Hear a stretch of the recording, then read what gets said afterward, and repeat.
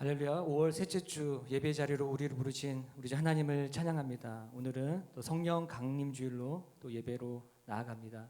우리를 구원하신 예수 그리스도의 보혈과 그 성령님을 우리가 기억하며 다 같이 우리 믿음의 고백으로 이 시간 예배 자리로 나아가겠습니다. 믿음으로 선포합시다. 예수를 나의 구주 삼고 같이 고백드립니다. 예수를 나의 구주 삼고 성령과 피로써 거듭나니 이 세상에서 내 영혼이 하늘의 영광 누리도다. 이것이 나의 간증이요 이것이 나의 찬송이세. 나 사는 동안 끊임없이 구주를 찬송. 다시 한번 고백합니다. 예수를 나의 구주 삼고 예수를 나의 구주 삼고 성령과 피로써 거듭나니 이 세상에서 내 영혼이 하늘의 영광 누리도다. 아멘. 이것이 나의 간증이요 이것이 나의 찬송이세.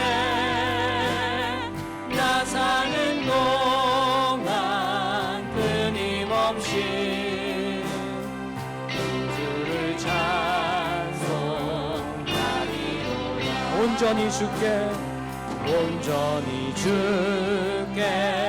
맡긴 내 영 사랑의 음성을 듣는 중에 천사들 왕래하는 것과 하늘의 영광 누리도다. 이것이 나의 간증이요 이것이 나의 찬송이세. 나 사는 동안 끊임없이 구주를 찬송하리로. 주 안에 기쁨 누림으로 마음의 풍랑이 잔잔하니 세상과 나는 간 곳 없고 무속한 주만 선포합니다. 이것이 나의 간증이요 이것이 나의 찬송이세. 나 사는 동안 끊임없이 구주를 찬송. 이것이 나의 간증이요 이것이 나의 찬송이세. 나 사는 동안 끊임없이 구주를 찬송하리로다.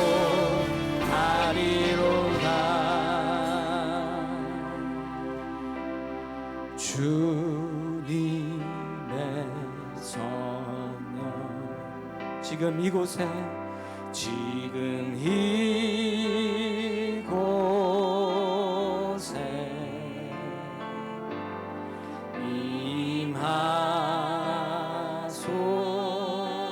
임하소서.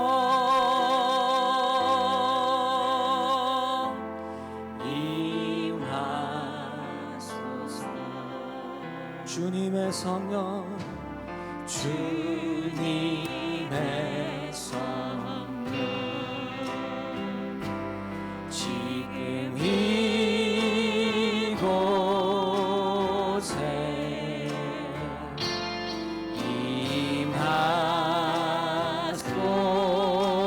임하소서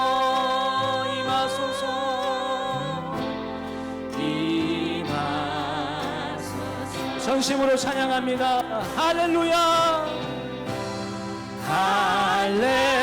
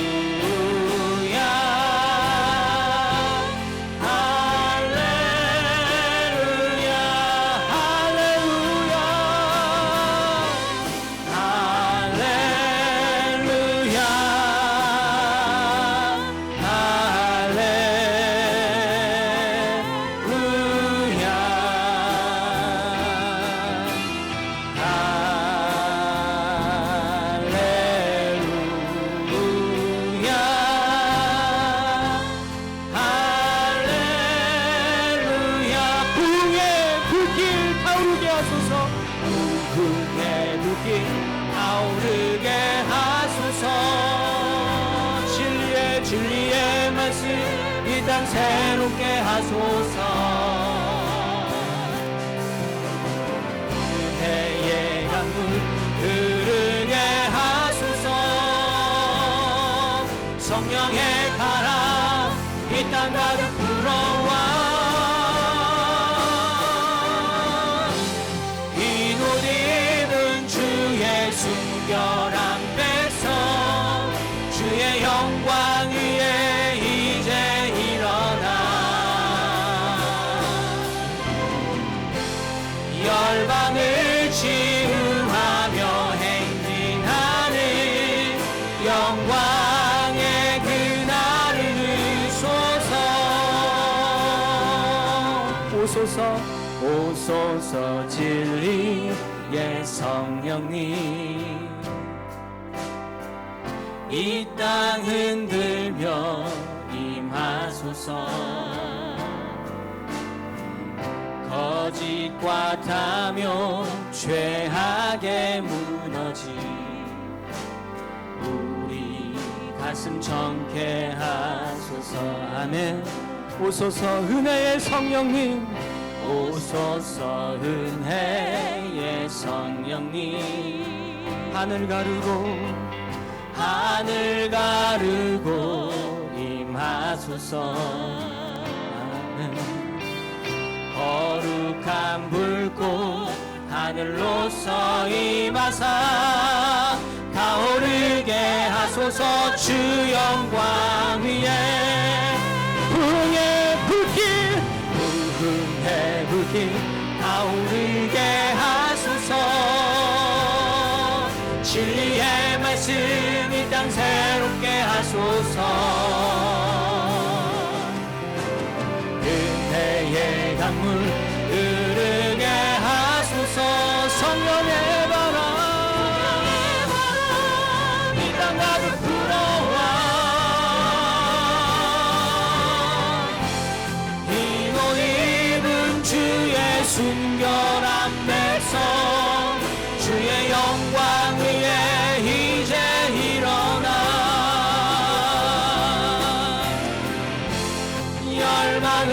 치유하며 행진하는 영광의 그날을 주소서. 부흥의 불길 타오르게 하소서. 진리의 말씀 이 땅 새롭게 하소서.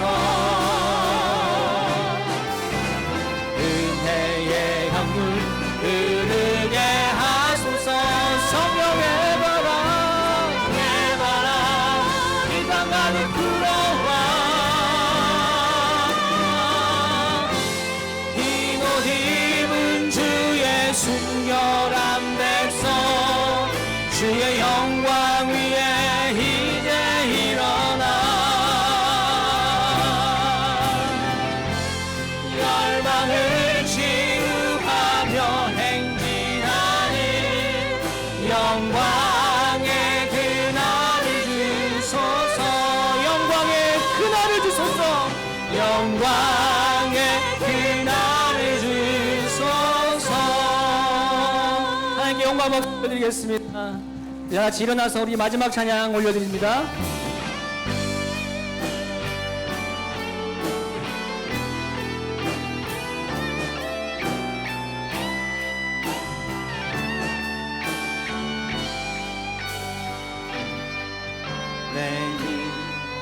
주의 영광을 보내. 우리 가운데 계신 주님 그 빛난 영광 온 하늘 덮고 그 찬송 온 땅 가득해. 주의 영광을 보내. 찬송 가운데 서신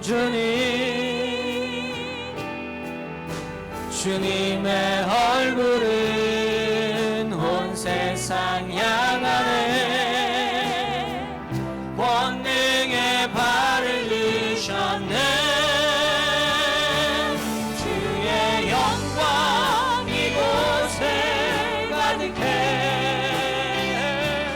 우리 손에 주님과 함께 찬양하며 우리는 전진하리.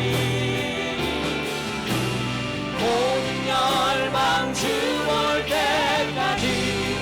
모든 열방 주 볼 때까지. 모든 열방 주 볼 때까지. 모든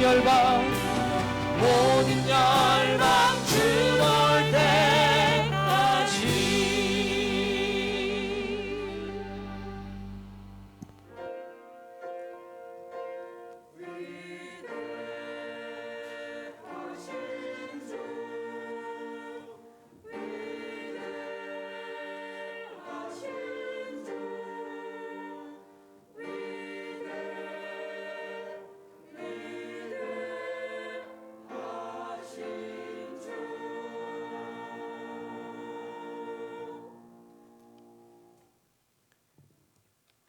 하나님이 말씀하시기를 말세에 내가 내 영을 모든 육체에 부어주리니 너희의 자녀들은 예언할 것이요 너희의 젊은이들은 환상을 보고 너희의 늙은이들은 꿈을 꾸리라. 그때 내가 내 영을 내 남종과 여종들에게 부어주리니 그들이 예언할 것이요. 아멘. 하나님 아버지, 말세의 때를 살아가며 주님이 약속하신 성령이 우리 가운데 임하심으로 인하여 감사함을 드립니다. 오늘 성령 강림주일을 맞이하여 우리가 성령의 임재함을 받고 날마다 성령의 인도하심 가운데 믿음으로 살게 하시니 오늘 이 시간 가운데 은혜 베풀어 주셔서 우리가 성령 안에서 예배하는 시간 되기를 소원합니다. 성령께서 이 예배를 주장하시고 인도하여 주시옵소서. 하나님, 오늘 또 말씀을 통해서 성령께서 주시는 음성 듣게 하여 주시고 우리가 새 힘 얻어 믿음으로 이 세상 가운데 나가는 복된 시간 될 수 있도록 주께서 함께하여 주시옵소서. 모든 예배를 주께서 주장하시고 인도하시기를 소원하며 예수님 이름으로 기도하옵나이다. 아멘. 사도신경으로 우리의 신앙을 하나님 앞에 고백하겠습니다. 전능하사 천지를 만드신 하나님 아버지를 내가 믿사오며 그 외아들 우리 주 예수 그리스도를 믿사오니 이는 성령으로 잉태하사 동정녀 마리아에게 나시고 본디오 빌라도에게 고난을 받으사 십자가에 못 박혀 죽으시고 장사한 지 사흘 만에 죽은 자 가운데서 다시 살아나시며 하늘에 오르사 전능하신 하나님 우편에 앉아 계시다가 저리로서 산자와 죽은 자를 심판하러 오시리라. 성령을 믿사오며 거룩한 공회와 성도가 설교 통하는 곳과 죄를 사하여 주시는 것과 몸이 다시 사는 것과 영원히 사는 것을 믿사옵나이다. 아멘. 모두 자리에 앉으셔서 다 같이 찬송가 269장 찬송하겠습니다.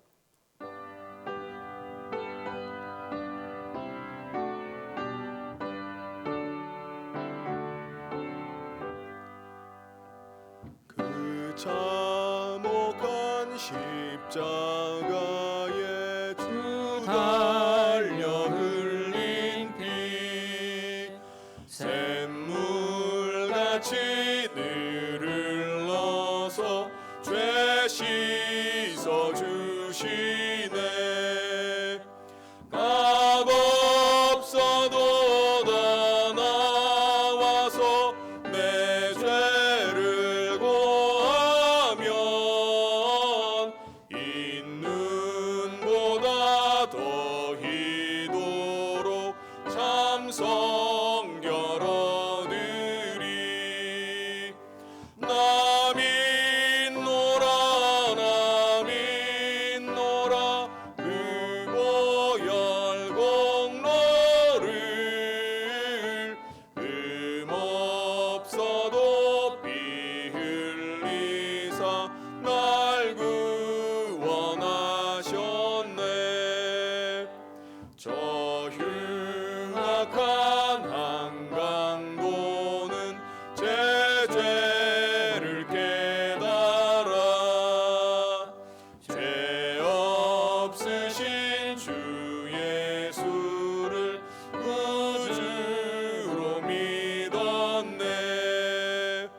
내 지은 죄 흉악하나 주 예수 믿으면 용서받은 강도같이 곧 구원받으리. 나 믿노라 나 믿노라 그 보혈 공로를 흠없어도 피 흘리사 날 구원하셨네. 온 백성의 죄 사하신 하나님 어린 양 그 십자가 지심으로 온 인류 구했네. 저 영원한 새 나라에 다 같이 모여서 금검은고 한 곡조로 새 노래 부르리. 나 믿노라 나 믿노라 그 보혈 공로를 흠없어도 피 흘리사 날 구원하셨네. 이 시간 우리를 대표해서 우리 김광남 장로님 나오셔서 기도 인도해 주시겠습니다.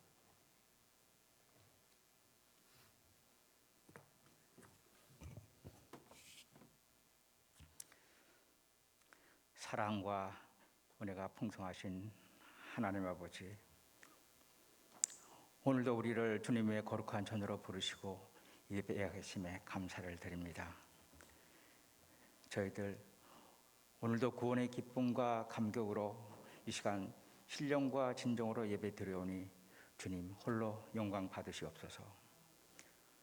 지금 이곳 성전과 각 처소에서 예배드리는 모든 성도들이 하나님 말씀 듣고 주님을 찬양할 때 모든 어두움과 아픔이 사라지고 살아계신 하나님을 만나 세상이 줄 수 없는 자유함과 기쁨으로 채워주시옵소서. 주님, 우리는 연약하고 부족하여서 매일의 삶 속에서 쓰러지고 흔들릴 때가 참 많습니다. 우리의 욕심과 교만, 생각과 언행들이 그리스도인답지 못한 주님을 실망시켜드린 이 모든 것들 이 시간 회개합니다. 주님이 회개하는 저희의 심령에 임하셔서 저희를 영적인 잠에서 깨어나게 하시고 온갖 죄와 허물이 깨끗하게 사라질 수 있도록 성령의 불로 태워 주시옵소서. 저희의 심령을 성령의 밝은 빛으로 채우셔서 주님의 뜻을 온전히 분별하여 복음을 전파하고 세상의 악한 권세와 죄악을 이기는 선한 싸움의 승리자로 삼아 주시옵소서. 세상의 온갖 위험과 죄악으로부터 지금까지 보호해 주신 하나님 아버지, 그러나 지금도 코로나19를 비롯한 모든 삶들이 우리 환경을, 우리 삶의 환경들이 우리를 힘들게 합니다. 경제적 어려움과 정신적, 육체적 고통으로 힘들어하는 성도들을 주님 기억하여 주시고 성령님께서 각 심령마다 충만하게 임하셔서 모든 고난과 시험으로부터 자유함을 얻게 하시고 기쁨으로 주님을 찬양할 수 있는 삶이 되게 하여 주시옵소서. 주님, 성령 강림 주일을 맞아 우리 서인교회가 더욱더 성령이 충만한 교회가 되고 진리 빛을 밝게 비칠 수 있는 믿음의 공동체가 되기를 기도합니다. 또한 담임 목사님을 비롯한 교회의 모든 교육자들에게 성령 충만케 하시고 영적 통찰력을 더하여 주셔서 교회의 권위가 도전받고 있는 이 시대에 하나님의 마음을 흡족해 하고 주님의 뜻을 이루어드리는 귀한 종으로 사용하여 주시옵소서. 예배중 성찬 예식에도 성령 충만함으로 우리 몸과 마음을 거룩하게 하시고 겸손과 순종으로 성찬에 참여케 하여 주시옵소서. 이제 담임 목사님 말씀을 전하여 주실 때에 성령의 기름을 부어 주셔서 선포되어지는 하나님의 말씀이 저희에게 변화와 위로와 치료가 임하는 은혜의 시간이 되게 하여 주시옵소서. 찬양으로 믿음을 고백하는 호산나 찬양대의 찬양을 기뻐 받아주시고 이른 아침부터 헌신하는 주일학교 교사들과 예배를 돕는 모든 손길들 위해 풍성한 은혜를 내려주시옵소서. 감사를 드리며 사랑이 많으신 예수님 이름으로 기도드립니다. 아멘.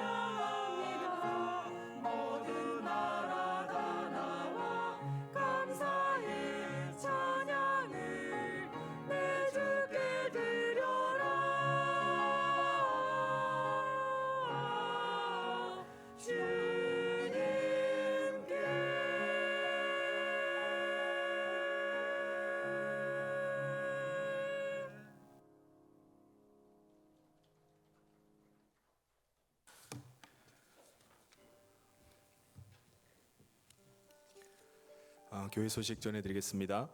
모든 예배는 현장 예배와 온라인 유튜브 실황 예배로 함께 드릴 수 있습니다. 오늘은 성령 강림 주일입니다. 예배 광고 이후에 성찬식을 갖도록 하겠습니다.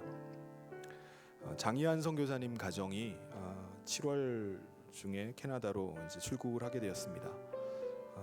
중국인 유학생 사역과 그리고 또 한인 청소년 사역을 위해서 부름을 받고 또 가시게 되었는데 그곳에 또 새로 정착을 해야 되는 일로 인해서 여러 필요들이 있습니다. 그래서 우리 교회에서도 선교 헌금을 후원하고자 합니다. 그래서 선교 헌금 봉투에 우리 장희한 선교사님 이름을 적으셔서 이렇게 헌금을 해주시면은 6월 한 달 동안 후원금을 모아서 이렇게 가시기 전에 전달하도록 하겠습니다. 우리가 같이 지난 8년 정도 우리 같이 선교 후원도 하고 계속 같이 사역을 해왔는데 앞으로의 길도 또 하나님께서 은혜 베푸시기를 위해서 같이 마음을 모았으면 좋겠습니다. 홀리힐 하우스 평창 수양관에 지난주에 인터넷 와이파이가 설치가 되었습니다. 그래서 시설을 이용하시는 분들 인터넷을 잘 이용할 수 있기를 바랍니다. 교우동정입니다. 결혼식이 있습니다. 우리 송재은 집사님 13목장이고요. 우리 구재한 권사님 차남인데 이윤진 양과 5월 29일 이번 주 토요일 날 1시에 이곳 우리 4층 본당에서 결혼식을 갖게 되었습니다. 신부도 이제 결혼 이후에 우리 교회에 함께 출석하면서 같이 신앙생활 할 텐데요. 우리 성도님들이 함께 이 새로 맺어지는 이 커플을 좀 축복하고 함께 축하해 주셨으면 좋겠습니다. 모임 광고는 온라인 목장 모임이 이번 주에도 줌으로 계속 있습니다. 그리고 이번 주에도 한마음 성경 통독이 계속 진행됩니다. 매 주마다 읽어야 되는 성경이 주보에 월요일부터 토요일까지 일자별로 해서 기재를 해놨습니다. 그래서 주보를 보시고 함께 성경을 함께 읽어나가서 또 말씀에 큰 은혜 받기를 바랍니다. 교회 소식은 이상이고요. 바로 이어서 우리 같이 성찬식을 갖도록 하겠습니다. 우리 다 같이 찬송가 내 너를 위하여 찬송 311장 1절 한 절 같이 찬송하도록 하겠습니다.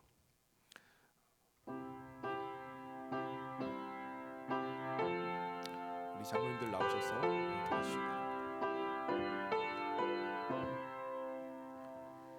내 너를 위하여 몸버려 피 흘려 내 죄를 속하여 살기 주었다. 널 위해 몸을 지것만 너무어 주느냐. 널 위해 몸을 지것만 너무어 주느냐. 말씀 함께 보도록 하겠습니다. 요한복음 6장 32절부터 35절까지 말씀입니다. 예수께서 이르시되 내가 진실로 진실로 너희에게 이르노니 모세가 너희에게 하늘로부터 떡을 준 것이 아니냐 아니라 내 아버지께서 너희에게 하늘로부터 참떡을 주시나니 하나님의 떡은 하늘에서 내려 세상에 생명을 주는 것이니라. 그들이 이르되 주여 이 떡을 항상 우리에게 주소서. 예수께서 이르시되 나는 생명의 떡이니 내게 오는 자는 결코 줄이지 아니할 터이요 나를 믿는 자는 영원히 목마르지 아니하리라. 아멘. 예수님께서 오병이어의 기적을 행하신 이후에 예수님께 먹을 양식을 얻기 위해서 수많은 사람들이 예수님을 따랐습니다. 그때 예수님께서는 우리가 먹을 양식이 세 가지가 있다고 이렇게 말씀하십니다. 첫 번째는 썩을 양식입니다. 이 땅에서 나는 양식인데 이 양식은 우리가 아무리 배불리 먹었다 할지라도 다시 배고파지는 양식입니다. 두 번째 양식은 만나입니다. 광야에서 이스라엘 백성들이 먹었던 양식인데 이 양식은 하늘에서 내려왔지만 이 양식도 마찬가지로 아무리 먹어도 다시 배가 고파지는 양식이었습니다. 세 번째 예수님께서 말씀하신 양식은 하늘의 생명의 양식입니다. 예수님께서는 나는 생명의 떡으로 이 땅에 왔다라고 이렇게 말씀하셨습니다. 예수님께 나오면은 이 생명의 떡으로 말미암아 줄이지 않을 것이다. 그리고 사마리아 여인에게도 나를 믿으면 내가 영원히 목마르지 아니하리라라고 말씀하셨습니다. 예수님께서 행하신 이 오병이어의 기적을 경험한 사람들은 예수님께 항상 그 떡을 좀 먹을 수 있게 해달라고 요청을 했습니다. 그러자 예수님께서는 나는 하늘에서 내려온 살아있는 떡이다. 그러니 생명의 떡인 내 살을 너희가 먹어야 된다고 말씀하십니다. 어떻게 하면 생명의 떡인 예수님의 살을 먹을 수 있겠습니까? 생명의 양식은 바로 믿음으로 먹는 거라고 말씀하십니다. 믿어야 된다는 거예요. 예수님을 만나는 것입니다. 그럼 우리의 신앙은 예수님을 먹고 마시는 것입니다. 예수님을 먹고 마시지 않으면은 그래서 그분이 내 안에 들어오시지 않으면은 우리의 신앙은 아무것도 아닙니다. 우리가 예수님을 믿는 목적이 무엇입니까? 예수님을 믿음으로 영생하는 생명을 얻고 마지막 날 우리가 다시 사는 것입니다. 우리가 가진 그 믿음을 날마다 확인해야 됩니다. 오늘 성찬식을 통해서 우리가 떡과 잔을 받을 때 나는 예수 그리스도의 피로 죄 사함 받았습니다. 그리고 예수님을 믿음으로 내 안에 예수 그리스도의 생명이 있습니다 라는 것을 믿음으로 고백할 수 있기를 바랍니다. 그리고 예수님께서 제자들에게 부탁하신 대로 주의 죽으심을 주님 다시 오시는 그날까지 온 세상에 너희가 증거해라 라고 말씀하신 것처럼 주의 복음을 온 세상 가운데 증거하는 저와 모든 성도님 되시기를 주님의 이름으로 축원합니다. 이 시간 우리 분병을 하도록 할 텐데요. 우리 장로님들이 여러분이 앉으신 그 앞자리에 우리 코로나 방역을 위해서 앞자리에 장의자 도서 받침대 위에다가 먼저 빵이 담긴 작은 케이스를 아마 놓고 가실 겁니다. 우리 성가대원들은 앞자리가 없기 때문에 가운데에다가 장로님들이 이제 두고 가실 텐데요. 그것을 두고 가시면 여러분이 팔을 이렇게 뻗어가지고 그것을 여러분이 가지시면 되겠습니다. 그리고 빵을 다 받으신 다음에 다른 제들이 다 받고 나면은 그때 기도하고 함께 들도록 하겠습니다. 오늘 이 성찬식은 세례를 받으신 분만 참여하실 수 있습니다. 그리고 기다리시는 동안에 우리 자신의 죄를 돌아보며 참여하면서 함께 기도하면서 기다리도록 하겠습니다.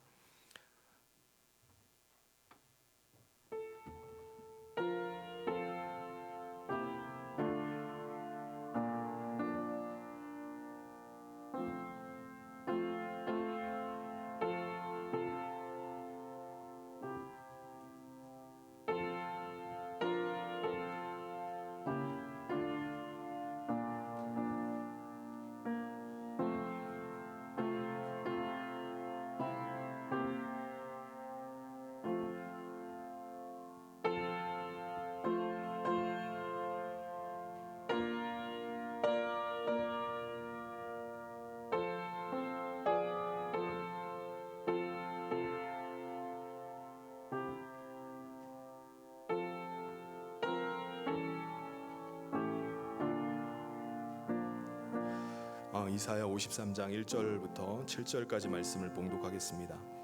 우리가 전한 것을 누가 믿었느냐? 여호와의 팔이 누구에게 나타났느냐? 그는 주 앞에서 자라나기를 연한 순 같고 마른 땅에서 나온 뿌리 같아서 고운 모양도 없고 풍채도 없은즉 우리가 보기에 흠모할 만한 아름다운 것이 없도다. 그는 멸시를 받아 사람들에게 버림을 받았으며 간고를 많이 겪었으며 질고를 아는 자라. 마치 사람들이 그에게 얼굴을 가리는 것 같이 멸시를 당하였고 우리도 그를 귀히 여기지 아니하였도다. 그는 실로 우리의 질고를 지고 우리의 슬픔을 당하였거늘 우리는 생각하기를 그는 징벌을 받아 하나님께 맞으며 고난당한다 하였노라. 그가 찔림은 우리의 허물 때문이요 그가 상함은 우리의 죄악 때문이라. 그가 징계를 받음으로 우리는 평화를 누리고 그가 채찍에 맞음으로 우리는 나음을 받았도다. 우리는 다 양 같아서 그릇 행하여 각기 제 길로 갔거늘 여호와께서는 우리 모두의 죄악을 그에게 담당시키셨도다. 그가 곤욕을 당하여 괴로울 때에도 그는 입을 열지 아니하였으며 마치 도수장으로 끌려가는 어린 양같이 털강자 앞에서 잠잠한 양같이 그의 입을 열지 아니하였도다. 아멘.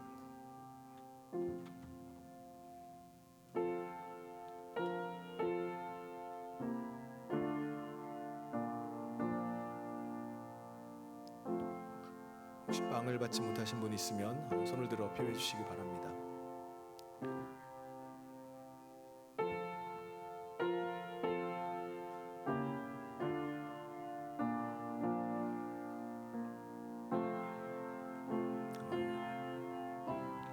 장의자 앞자리에 도서 받침대 위에 놓여 있는 것을 받으시길 바랍니다.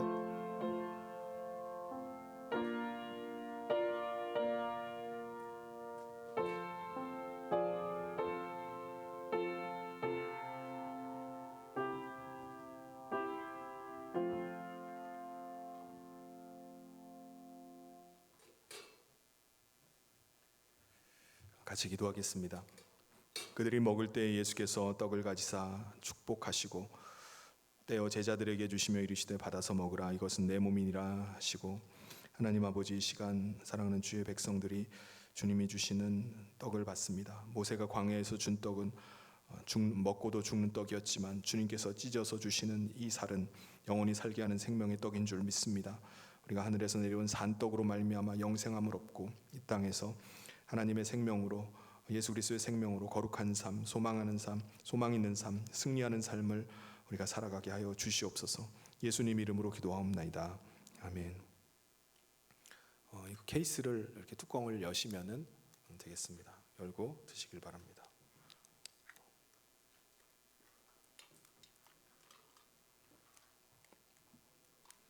바로 이어서 잔을 나눠드리도록 하겠습니다. 잔도 마찬가지로 똑같은 방식으로 나눠드리도록 하겠습니다.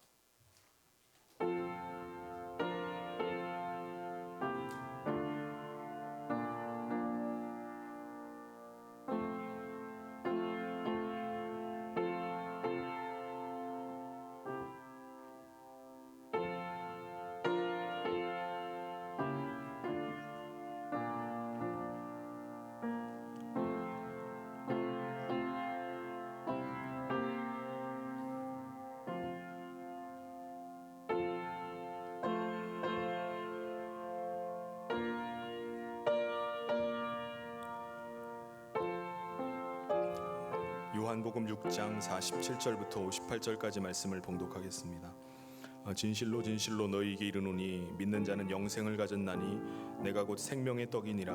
너희 조상들은 광야에서 만나를 먹었어도 죽었거니와 이는 하늘에서 내려오는 떡이니 사람으로 하여금 먹고 죽지 아니하게 하는 것이니라. 나는 하늘에서 내려온 살아있는 떡이니 사람이 이 떡을 먹으면 영생하리라. 내가 줄 떡은 곧 세상의 생명을 위한 내 살이니라 하시니라. 그러므로 유대인들이 서로 다투어 이르되 이 사람이 어찌 능히 자기 살을 우리에게 주어 먹게 하겠느냐. 예수께서 이르시되 내가 진실로 진실로 너희에게 이르노니 인자의 살을 먹지 아니하고 인자의 피를 마시지 아니하면 너희 속에 생명이 없느니라.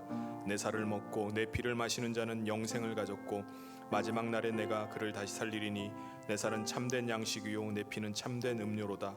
내 살을 먹고 내 피를 마시는 자는 내 안에 거하고 나도 그의 안에 거하나니 살아계신 아버지께서 나를 보내심에 내가 아버지로 말미암아 사는 것 같이 나를 먹는 그 사람도 나로 말미암아 살리라. 이것은 하늘에서 내려온 떡이니 조상들이 먹고도 죽은 그것과 같지 아니하여 이 떡을 먹는 자는 영원히 살리라. 아멘.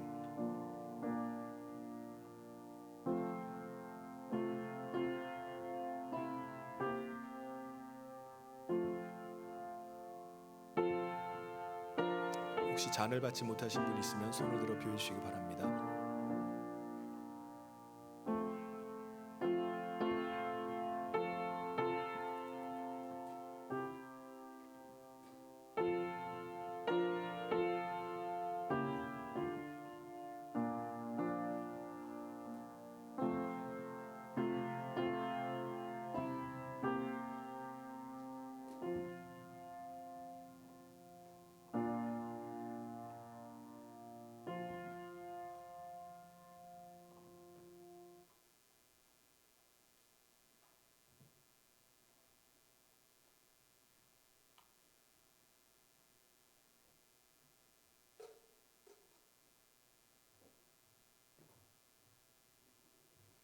함께 기도하겠습니다.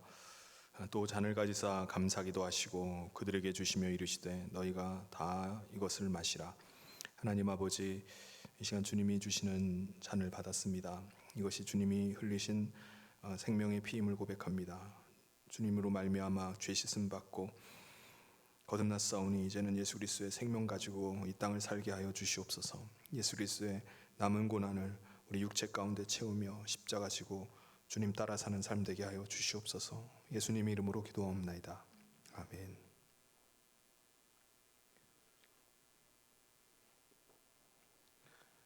빈 잔과 케이스는 여러분 앞에 도서 받침대 위에 두시면은 우리 나중에 성찬위원들이 수고하도록 하겠습니다. 우리 다 같이 찬송가 311장 마지막 4절 함께 찬송하겠습니다.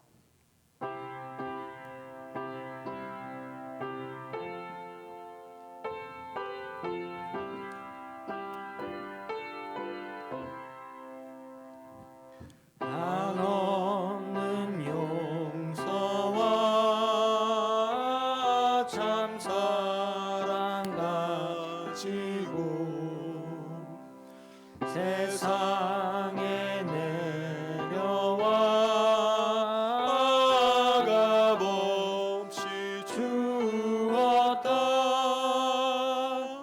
이것이 귀중한 것만 너무 어추느냐. 이것이 귀중한 것만 너무 어추느냐.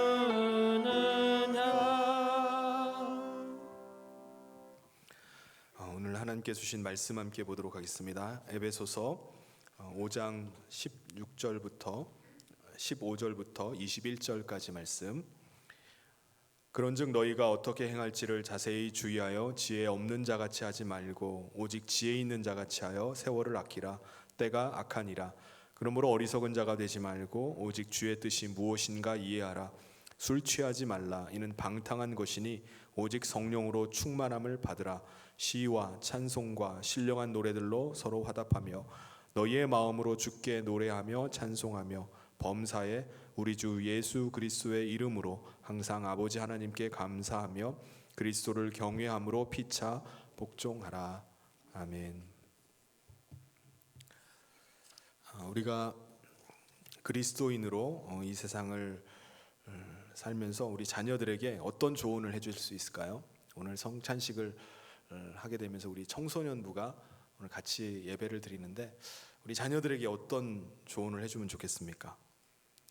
라떼는 말이야 하면서 말하기에는 지금 우리가 살아가는 이 세상은 과거와 너무나 많이 바뀌어 가고 있습니다.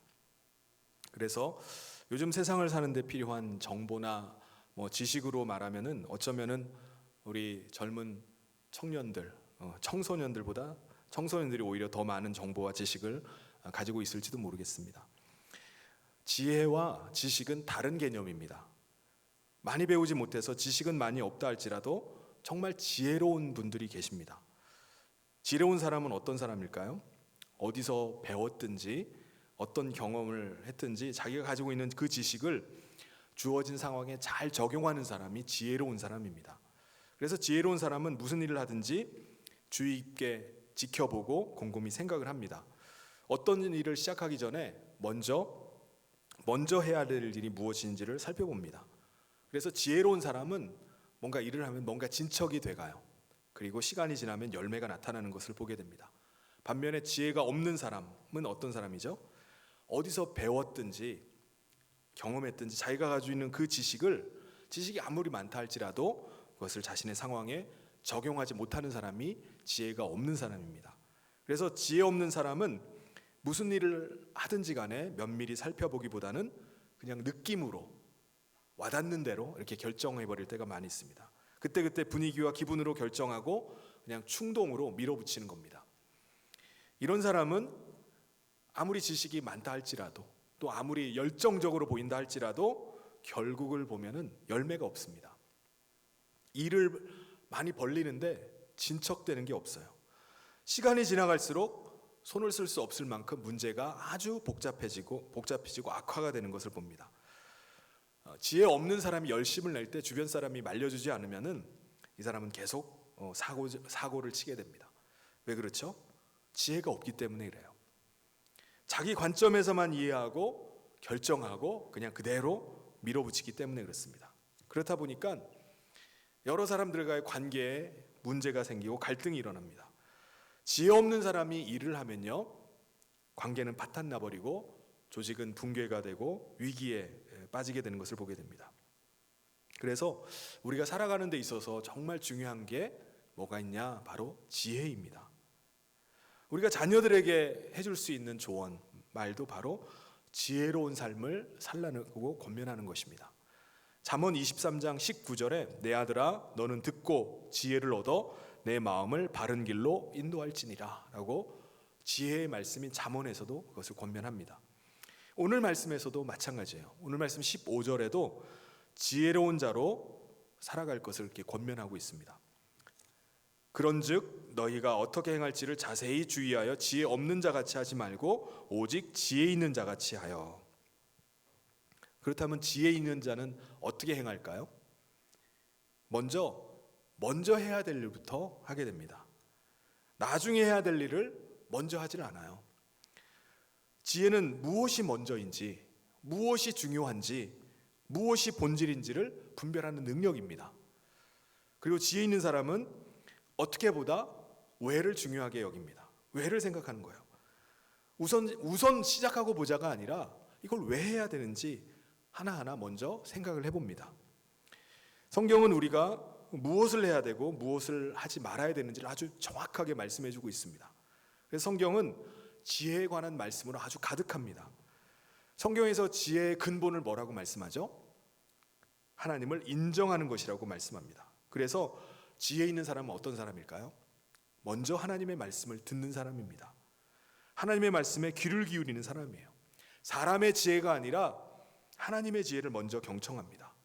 하나님의 지혜를 의지할 때 그 사람이 바로 정말 지혜로운 사람이 되는 것입니다. 영어로 철학자를 필로소퍼라고 하는데 지혜를 사랑하는 사람이라는 뜻입니다. 인간은 지혜 있는 사람이 되기 위해서 철학자가 되는 거예요. 철학을 합니다. 지금도 그렇게 사람들은 생각을 해요. 그래서 답을 얻었나요? 사람들이 지혜를 얻었나요? 그토록 오랜 세월을 철학한 끝에 신은 죽었다라고 말했던 결론을 내린 철학자도 있었습니다. 인간이 하나님의 자리를 차지해서 인간의 지혜로 살아가려고 하니까 무엇을 얻었나요? 고독과 불안 아닙니까? 오늘날 왜 이렇게 정신질환이 이렇게 만연합니까? 왜 테러와 왜 살인, 다툼이 이렇게 일상화되었습니까?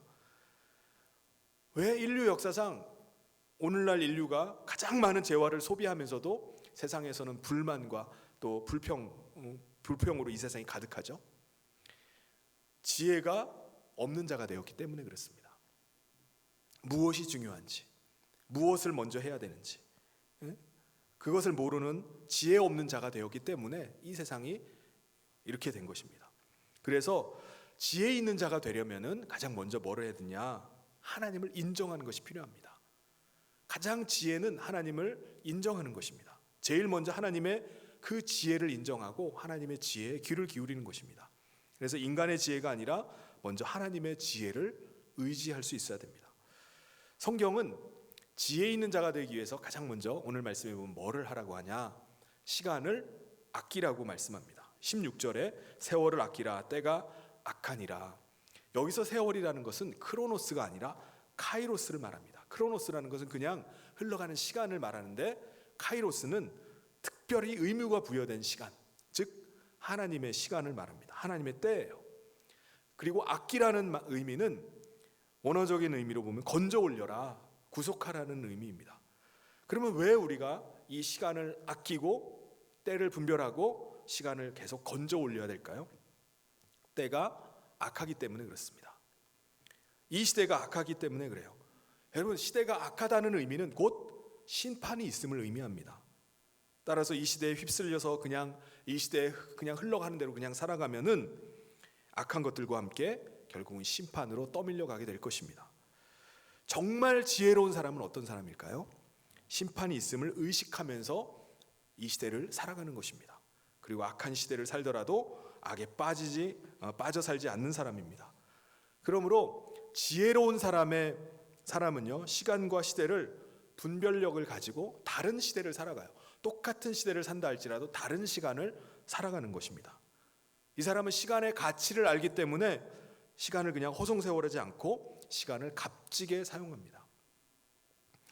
하루 24시간이라는 것은 어느 누구나 차별이 없이 똑같이 주어진 시간입니다. 그런데 지혜로운 사람은 똑같이 주어진 그 시간을 건져 올리면서 살아가요. 그런데 어리석은 사람은 그냥 시간을 흘려보내버립니다. 똑같이 하루를 살더라도 어떤 사람은 30시간, 40시간의 시간을 사는 사람이 있는 반면에 하루를 24시간, 아니 12시간도 못 사는 사람이 있습니다. 그러니까 두 사람의 인생이 똑같은 시간을 산다 할지라도 얼마나 달라지겠습니까? 같을 수가 없어요. 지혜로운 사람은 하루의 첫 시간을 지혜의 근본이신 하나님의 말씀으로 시작을 합니다. 그런데 지혜 없는 사람은 하루의 첫 시간을 사람의 말과 사람의 생각으로 시작을 해요. 이 두 사람의 차이는 시간이 흐르면 흐를수록 그 간극은 점점 멀어져 갈 것입니다. 나중에는 메울 수 없는 간격이 생겨버리고 마는 거예요. 지혜로운 사람은 그리스도와 함께 죽고 그리스도와 함께 부활하는 생명으로 그렇게 살아가요. 그런데 지혜 없는 사람은 살았으나 죽은 사람으로 살아가게 됩니다. 그러니까 한 사람은 부활의 생명으로 영생하는 생명으로 살아가고 한 사람은 살았으나 죽은 생명으로 살아간다면 시간이 갈수록 그 나중의 결과가 어떻게 되겠습니까? 완전히 달라지는 거예요. 지혜로운 사람은 어떤 시간을 사느냐? 시간을 흘려보내는 것이 아니라 주어진 시간을 계속 건져 올리면서 살아갑니다. 다시 말해서 시간에 쫓겨 살지 않습니다. 떠밀려서 살지 않아요. 여러분, 예수님께서는 이 땅에 계신 동안에 어느 누구보다 바쁜 시간을 보내셨습니다. 바쁘게 사셨어요. 그런데 시간에 쫓겨 살지 않으셨습니다. 무작정 사람들한테 시간을 다 내주지 않으시고 몰려드는 사람을 피해서 산으로 올라가기도 하셨어요. 이른 새벽에 제자들과 떨어져서 홀로 하나님 앞에 엎드려서 기도하는, 대면하는 시간을 갖기도 했습니다. 그래서 예수님을 보면은 항상 평안해요. 바쁘다 하면서 막 쫓겨다니지 않으셨습니다. 그리고 예수님의 공생의 3년은 3년으로도 충분했습니다. 예수님이 이 공생의 3년 동안 어떻게 하셨죠? 예수님이 오신 목적에 집중을 하셨습니다. 오신 목적을 향해서 계속해서 걸어가셨습니다. 그리고 마침내 예수님이 뭐라고 말씀하시죠? 그 목적을 내가 다 이루었다라고 이렇게 말씀을 하셨습니다. 여러분, 우리는 무엇 때문에 바쁘게 살아갑니까? 우리는 입버릇처럼 너무 바쁘다, 시간이 너무 빠르다라고 이렇게 말합니다. 우리가 살아가는 목적이 무엇입니까? 무엇을 위해서 달려가고 있죠? 우리는 무엇을 시간 속에서 건져 올리고 있습니까? 아니면 그냥 시간을 세월을 흘려보내고 있습니까? 여러분, 사람은 중요하다고 생각하면요, 어떻게든 시간을 냅니다. 그렇죠? 사랑하면은 어떻게든 시간을 만들어서 냅니다. 그래서 그 사람이 사용하는 시간을 보면은 그 사람이 무엇을 좋아하고 있는지, 그 사람이 무엇을 향해 달려가고 있는지, 무엇에 가치를 두고 있는지를 우리가 분명히 알 수 있습니다. 그게 시간뿐이 아닙니다. 그 사람이 어디에 돈을 쓰느냐, 이것을 봐도 그 사람의 우선순위와 그 사람의 가치관이 어디에 있는지를 우리가 금방 알 수 있습니다. 우리가 쓰는 시간과 돈이 우리의 생각, 우리의 계획, 우리의 신앙을 증명하는 것입니다. 지혜로운 사람은 시간을 어디에 쓸까요? 17절 말씀에 보면 그러므로 어리석은 자가 되지 말고 오직 주의 뜻이 무엇인가 이해하라 라고 말씀합니다. 지혜로운 사람은 주어진 시간을 하나님의 뜻을 분별하는 데 사용합니다. 우리가 왜 성경 통독을 하면서 하나님의 말씀을 계속 우리가 읽죠? 왜 우리가 시간을 따로 내서 하나님 앞에 엎드려서 하나님과 대면하는 시간을 우리가 갖습니까?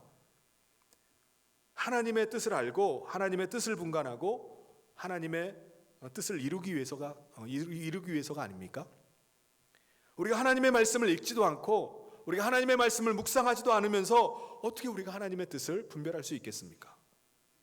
우리가 하나님의 말씀을 듣지 않고 하나님의 말씀에 순종하지도 않으면서 우리가 어떻게 하나님 나라를 추구한다고 그렇게 말할 수 있겠습니까? 예수님은 왜 우리 가운데 보혜사 성령님을 보내주셨습니까? 왜 우리는 우리 안에 거하시는 성령님께 계속 나가서 우리가 성령님께 묻습니까? 바로 하나님의 뜻을 우리가 알기 위해서 그런 거 아닙니까? 하나님의 뜻을 분별하기 위해서 그런 거 아닙니까? 여러분, 하나님의 뜻은 한 번 분별하는 것으로 끝나는 것이 아닙니다. 매 시간 하나님의 뜻을 분별하고 따르기 위해서 우리는 성령님을 의지합니다. 성령님께 계속 물으면서 나가는 거예요. 부부가 결혼식을 올린 다음에 평생을 남편은 아내는 남편을 외면하고 살아간다면 그게 부부라고 할 수 있습니까? 결혼한 게 맞나요? 우리가 주님을 부르면서 우리를 예수님을 주님이라고 부르고 세례까지 받았는데 그 이후로 예수님에 대해서 전혀 궁금한 게 없다면, 하나님의 뜻을 한 번도 물어보지 않았다면 어떻게 그 사람을 그리스도인이라고 말하겠습니까? 교회에는요, 예수님과 상관없는 사람들도 많이 있습니다. 하나님의 뜻이 무엇인지 한 번도 물어보지 않으면서 자기 자신을 그리스도인이라고, 크리스찬이라고 생각하는 사람들도 있어요. 또 성경을 읽기도 하고 연구도 하고 심지어는 가르치기도 하면서 성령님이 누구신지도 모르는 사람들도 있습니다. 그럼에도 모두가 다 자기는 크리스찬이라고 착각을 하는 거예요. 사도행전 18장에 보면은 아볼로라는 사람이 그랬습니다. 이 사람은 에베소에서 목회를 하는 사람이었어요. 그런데 이 사람은 요한의 세례밖에, 물로 주는 세례밖에 몰랐다라고 말씀합니다. 성령 세례를 몰랐어요. 그래서 브리스길라와 아굴라 부부가 이 사람을 불러 초청을 해서 이 사람에게 하나님의 도를 가르쳤다고 말씀합니다. 그러니까 성령 세례에 대해서 가르쳐 준 거죠. 그러자 아볼로가 어떻게 변합니까? 그가 비로소 예수가 그리스도라는 사실을 알고 힘있게 그 복음을 증거하기 시작했다라고 성경은 기록하고 있습니다. 여러분, 우리가 성령을 받고 안 받고는 사실 우리의 뜻이 아닙니다. 성령 세례는, 성령의 임하심은 예수님의 결정입니다. 여러분, 성령님이라고 말하는 것은 어떤 기나 어떤 에너지나 어떤 능력이 아닙니다. 성령님은 지, 정, 의가 있는 인격체십니다. 그래서 성령님은 우리의 교제의 대상이에요. 신뢰의 대상이지 내 마음대로 좌지우지하는 어떤 것이 아닙니다. 그런데 우리가 결정할 게 있어요. 성령으로 충만할 것인지 충만하지 않을 것인지는 우리가 결정합니다. 그러니까 성령님의 설득과 의지를 내가 존중하면서 살 것인지 그리고 순종하면서 살 것인지 그건 내가 선택하는 거예요. 성령님이 내 안에 계셔도 어떤 분은 그분께 뜻을 전혀 묻지도 않고 전혀 순종하지도 않을 수도 있습니다. 성령님이 내 안에 계심에도 불구하고 성령님의 뜻과는 상관없이 그냥 내 뜻대로, 내 마음의 육신의 소욕대로 그냥 살기도 합니다. 살 수도 있어요. 그래서 사도 바울은 오늘 말씀에서 뭐라고 우리에게 권면합니까? 성령 충만함을 받으라. 성령으로 충만함을 받으라고 우리에게 말씀합니다. 18절에 술 취하지 말라 이는 방탕한 것이니 오직 성령으로 충만함을 받으라. 사도 바울은 왜 하필이면 술 취하는 것과 성령 충만한 것을 이게 대비해서 말씀할까요? 술 취하는 사람과 성령에 취한 사람, 성령에 충만한 사람과는 비슷한 것이 있기 때문에 그렇습니다. 바로 취하는 것에 지배를 받기 때문에 그래요. 지배를 받는 것입니다. 술에 취했다는 것은요, 술의 영향력 아래에 있다는 뜻이고 술에 지배를 받기 시작했다는 것입니다. 그게 술 취한 것입니다. 그래서 원문을 직역을 하면은 포도주에 의해서 취함을 당하지 말라라고 이렇게 직역할 수 있습니다. 그래서 술 취하면은 평소와는 달리 평소에 말하는 것과 행동하는 것이 달라집니다. 왜 그렇죠? 술의 지배를 받고 있기 때문에 그래요. 술을 계속해서 마시면 결국은 어떻게 됩니까? 술이 지배하게 되기 때문에 방탕해집니다. 무절제해지고 무질서하게 됩니다. 그런 삶을 살아가게 돼요. 성령에 취하는 것도 마찬가지입니다. 평소에 말하는 것과 행동하는 것이 달라집니다. 성령이 취하게 되면 성령님의 영향력 아래 살아가기 때문에 그래요. 성령님의 다스림, 지배하에 살아가기 때문에 그렇습니다. 그래서 성령 충만한 사람은 누구나 봐도 금방 알아볼 수 있습니다. 다른 점이 생기기 때문에 그래요. 계속해서 성령 충만한 삶을 살아간다, 성령의 지배 아래 살아간다, 그러면 어떻게 변할까요? 그 사람의 삶이 거룩해집니다. 성령 충만한 사람에게 예수님이 발견되고 하나님이 발견되는 겁니다. 사도행전 2장에 보면 예수님의 제자들이 성령 세례를 받고 나서 어떻게 변화가 되죠? 두려움에 떨면서, 예수님이 십자가에 못 박힌 이후에 그들이 두려움에 떨면서 다락방에 모여서 기도하던 가운데 제자들이 갑자기 성령 세례를 받고 나서 담대해져서 밖으로 나가서 복음을 전하기 시작합니다. 술에 취하면은 술 기운으로 말하고 술 기운 때문에 담대해집니다. 담력이 생겨요. 성령에 취하는 것도 마찬가지입니다. 성령에 취하면은 성령의 능력으로 말하기 시작하고 성령의 능력으로 담대해집니다. 그래서 비슷해요. 그런데 다릅니다. 완전히 달라요. 술 취하면요, 거칠어지고 횡설수라고 때로는 폭력적이 되기도 합니다. 그래서 술 취한 사람은 주변 사람을 힘들게 만들어요. 주변 사람을 불쾌하게 만듭니다. 그런데 성령에 취한 사람은 횡설수하지 않습니다. 생명의 소식, 복된 소식, 복음을 전함으로 듣는 사람이 살아납니다. 술 취한 사람들끼리 모여 있어봤자 심령이 황폐해질 뿐이에요. 그런데 성령의 사람들과 함께하면은 그 시간이 믿음의 시간이요, 생명의 시간이 되는 것입니다. 여러분, 왜 성령 충만하라고 말씀하시죠? 예수님은 내 힘으로 못 전하기 때문에 그렇습니다. 복음은 내 능력으로 전해지지가 않습니다. 성령님이 하시는 일이에요. 하나님의 나라는 예수님의 일이고 성령님에 의해서 이루어지는 일이고 하나님을 위해서 성취되는 일입니다. 그럼 성령님이 우리 가운데 임하시면은 내 삶에 변화가 일어날 수밖에 없어요. 그리고 그 변화는 반드시 주변 사람들에게 영향을 끼칠 수밖에 없습니다. 우리 가운데 성령이 충만하면은 어떤 일이 일어나죠? 우리의 일생을 내 중심으로 살아가던 삶에서 성령님이 오시면은 그때부터 예수님이 자꾸 생각나는 거예요. 예수님을 자꾸 생각하게 되고 말씀이 읽고 싶어집니다. 그리고 입술에는 그동안 익숙했던 내 입에 익었던 노래가 아니라 신령한 노래가, 찬송이 자꾸 흘러나오게 됩니다. 이것이 성령 충만한 사람의 변화예요. 그래서 19절에 시와 찬송과 신령한 노래들로 서로 화답하며 너희의 마음으로 주께 노래하며 찬송하며. 여러분, 성령님이 오신 것을 어떻게 알 수 있을까요? 내게 성령님이 임했는지를 어떻게 알 수 있겠습니까? 시와 찬송과 신령한 노래가 더 이상 내 귀에 거슬리질 않아요. 성령님이 오시면 내 마음이 그때부터 찬양하기 시작합니다. 찬양할 때 마음이 더없이 평안함을 느끼는 거예요. 여러분, 우리의 마음이 변하면요, 세상이 변합니다. 여러분, 세상이 문제가 아니에요. 문제는 우리의 마음입니다. 빌립보서에 보면 이렇게 말씀합니다. 빌립보서 4장 6절부터 7절에 아무것도 염려하지 말고 다만 모든 일에 기도와 간구로 너희 구할 것을 감사함으로 하나님께 아뢰라. 그리하면 모든 지각에 뛰어난 하나님의 평강이 그리스도 예수 안에서 너희 마음과 생각을 지키시리라. 할렐루야.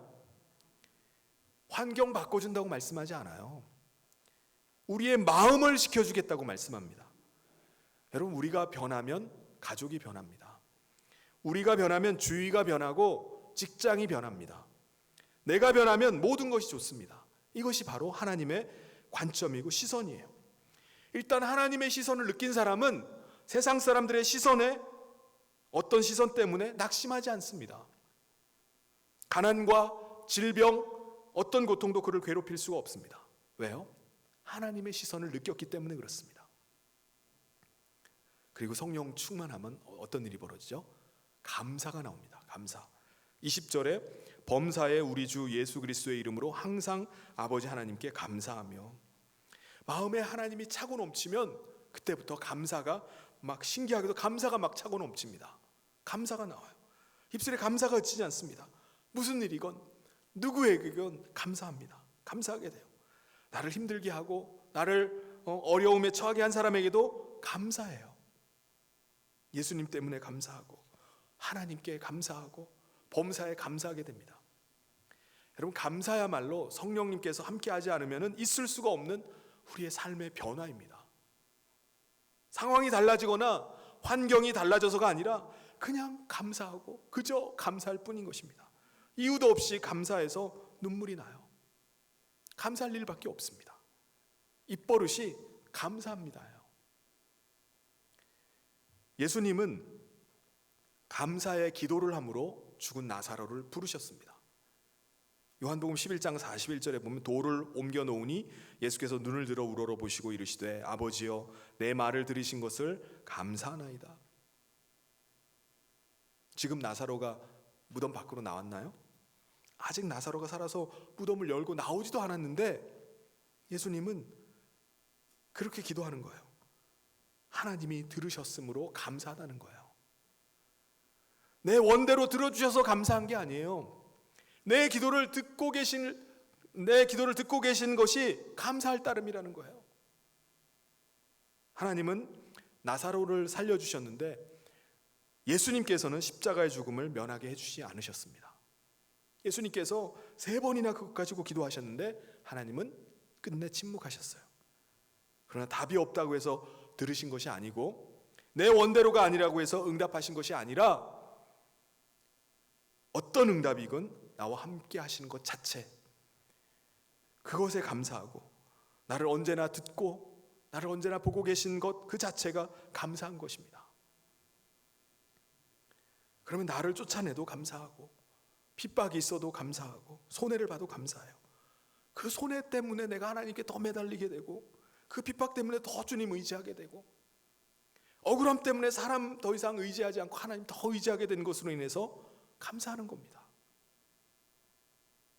여러분, 우리는 성령님으로 인해서 예수가 누구신지를 알게 돼요. 예수가 바로 그리스도라는 사실을 깨닫고 예수님이 나의 주님이라고 고백하고 그리스도를 경외할 수밖에 없습니다. 그뿐만이 아닙니다. 성령께서 우리 가운데 임하시면은 다른 사람을 또 인정하게 됩니다. 다른 사람을 존중하게 돼요. 이 사람이 어떤 사람이건 간에 하나님이 존귀한 자라고 그 사람을 달리 보게 됩니다. 성령께서 우리의 눈을 뜨게 해주시고 영적인 것을 보게 해주기 때문에 그래요. 그러므로 성령으로 충만하면은 어떻게 될까요? 서로가 서로를 존중하게 됩니다.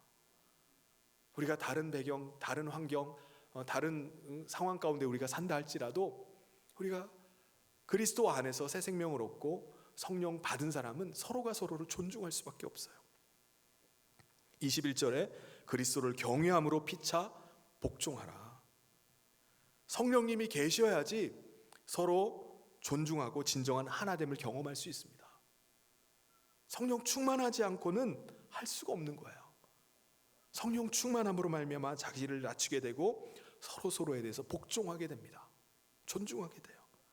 이 모든 것은 바로 성령 충만한 데서 비롯되는 것입니다.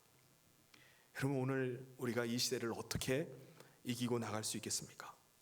성령 충만함밖에 없는 줄 믿습니다.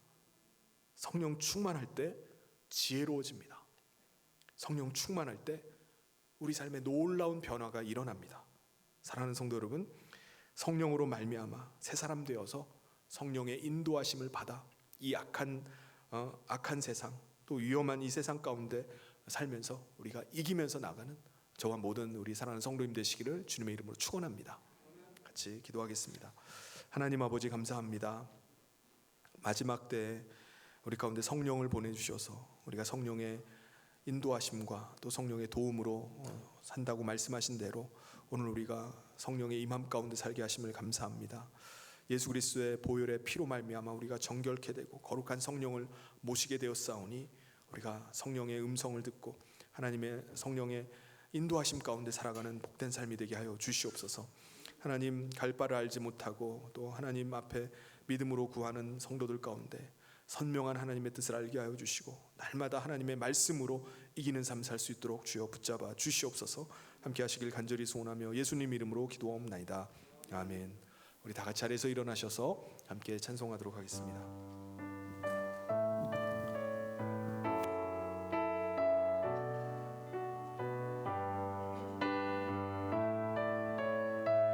오소서 진리의 성령님, 오소서 진리의 성령님, 이 땅 흔들며 임하소서. 거짓과 탐욕 죄악에 무너진 우리 가슴 정케 하소서. 오소서 은혜의 성령님, 하늘 가르고 임하소서. 거룩한 불꽃 하늘로서 임하사 아오르게 하소서. 주 영광 위에 부흥의 불길 타오르게 하소서. 진리의 말씀 이 땅 새롭게 하소서. 은혜의 강물 흐르게 하소서. 성령의 바람 이 땅 가득 불어와 이 옷 입은 주의 순결한 백성 주의 영광 위에 이제 일어나 열방을 치유하며 행진하는 영광의 그날을 주소서.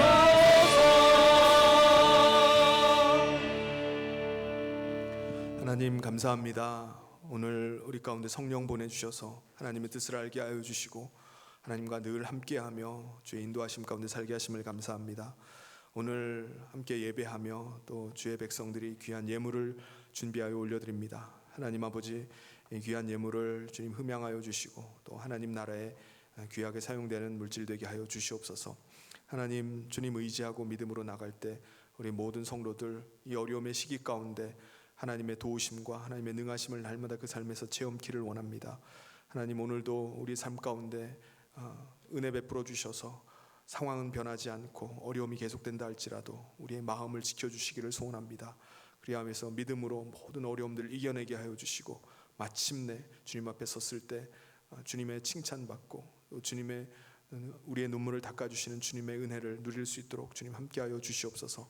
아버지 여러 가지 어려움들 가운데 주님이 개입하여 주시고 주님의 능하신 손으로 함께하여 주시기를 간절히 소원하며 예수님 이름으로 기도하옵나이다. 아멘. 지금은 우리 주 예수 그리스도의 은혜와 하나님 아버지의 사랑하심과 성령님의 감동 교통 위로 축복하심이 날마다 성령으로 충만하여 믿음으로 이 땅을 승리하며 살아가기를 소원한 사랑하는 모든 성도들 위해 지금부터 영원토록 함께 있을지어다. 아멘.